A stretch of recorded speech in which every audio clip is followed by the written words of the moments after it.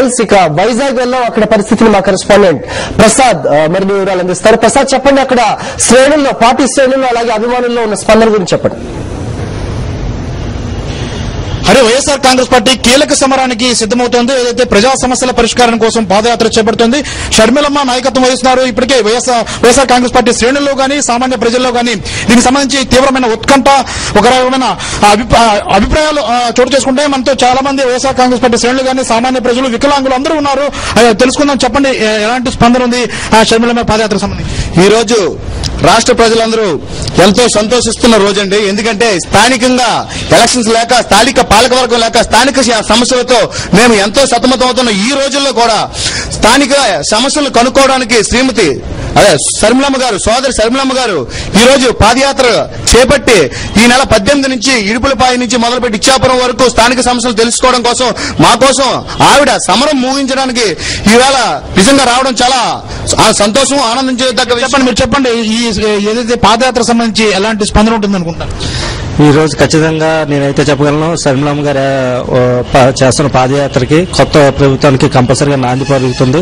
ప్రభుత్వం ఏదైతే ఉందో వీధుల్లో, వాడల్లోకి వెళ్ళి మేము అవి చేస్తాం ఇవి చేస్తామని చెప్తున్నారు. కానీ దానికి కేవలం ప్రతిపక్షం టీడీపీ అనుకుంటున్నారు. కానీ కేవలం ఈ చేస్తున్న పాదయాత్ర, జగన్ గారు చేసిన ఆల్రెడీ పాదయాత్రల వల్లే కేవలం ఇవి చేస్తాం అవి చేస్తాం ప్రభుత్వం వాగ్దానం చేస్తున్నారు, కానీ ఏమీ చేయలేకపోతున్నారు. కానీ ఇప్పుడు షర్మిలమ్మ గారు చేస్తున్న పాదయాత్ర తప్పనిసరిగా మీ అందరూ చెప్పండి మేడం. మహిళగా మీరు ఏదైతే ఒక సాహసానికి ఒడగొడుతున్నారు షర్మిలమ్మ, ఈ 3000 కిలోమీటర్ల పాదయాత్ర సంబంధించి మహిళా వర్గంలో ఎలాంటి అభిప్రాయం ఉంటుంది? మహిళలందరికీ కూడానండి ఈ వార్త ఎప్పుడైతే తెలిసిందో అప్పటి నుంచి కూడా చాలా ఉత్సాహంగా, మామూలు పాదయాత్ర అందరూ చేస్తున్నారు, ఇప్పుడు ఆ పాదయాత్ర కాకుండా మరో మహాప్రస్థానంగా వైఎస్ రాజశేఖర రెడ్డి గారు 2003లో ఏప్రిల్ 9 ఎప్పుడైతే మొదలు పెట్టారో ఆయన, అప్పుడు ప్రజలందరి సమస్యలు కూడా ప్రతి మనిషి దగ్గరికి కూడా వెళ్లి పాదయాత్ర టైంలో వాళ్ళ సాధక బాధకాలు తెలుసుకుని, వాళ్ళ కష్ట నష్టాలు తెలుసుకుని, వాళ్ళు ఏ రకంగా జీవిస్తున్నారన్నది ఆలోచించి ఆయన చేశారు.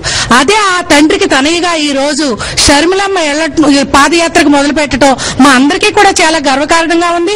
దేశ చరిత్రలో ఇంతవరకు కూడా ఏ మహిళ కూడా పాదయాత్ర చేసిన దాఖలాలు ఎక్కడా కూడా లేవు. అలా ఇన్ని సంవత్సరాల నుంచి కూడానండి మనకి ఇప్పుడు షర్మిలమ్మ పాదయాత్ర చేయడం అందరికీ కూడా కొత్త ఉత్సాహాన్ని ఇచ్చినట్టుగా ఉన్నదండి. మరో ప్రస్థానం అన్నది మా అందరికీ కూడా చాలా ఉత్సాహాన్ని ఇచ్చింది. ప్రతి శ్రేణి కూడా అందరూ కూడా ఎప్పుడెప్పుడా ఎదురు చూస్తున్నామండి. అందరూ చెప్పండి బ్రదర్, వికలాంగులుగా ఉన్నారు. ఇంతకుముందు వైఎస్ఆర్ పాదయాత్రలో వికలాంగుల సమస్యలు చాలా పరిష్కరించారు, ఆయన గుర్తించారు. ఇప్పుడు షర్మిలమ్మ గారు చేస్తున్న పాదయాత్ర సంబంధించి మీరు ఎలాంటి అభిప్రాయం? సార్, మేము ఇప్పుడు మేడం గారు ఈ నెల 18న ఓదార్పు యాత్రకు వస్తున్నారు. వికలాంగుల సమస్య తెలుసుకోవడానికి ఆవిడ వస్తున్నాం. మాకు ఎంతో ఉత్సాహంగా ఉంది. మాలాంటి సమస్యలను ఆవిడ త్వరగా పరిష్కరిస్తారని అనుకుంటున్నాము. ఈ యొక్క ఓదార్పు యాత్ర సక్సెస్ కావాలని ఆవిడ, మా వికలాంగులందరూ ఆవిడ ముందే మేము నడుస్తామని, అలాగే నిరుపేదకులు కూడా ఎంతో మంచి చేస్తారని మేము ఆశిస్తూ ఆవిడ్ని భగవంతుని కూడా కోరుకుని పార్టీ కార్యకర్తలందరూ ఒక సైనికులా పనిచేయాలని కోరుకుంటున్నాం సార్.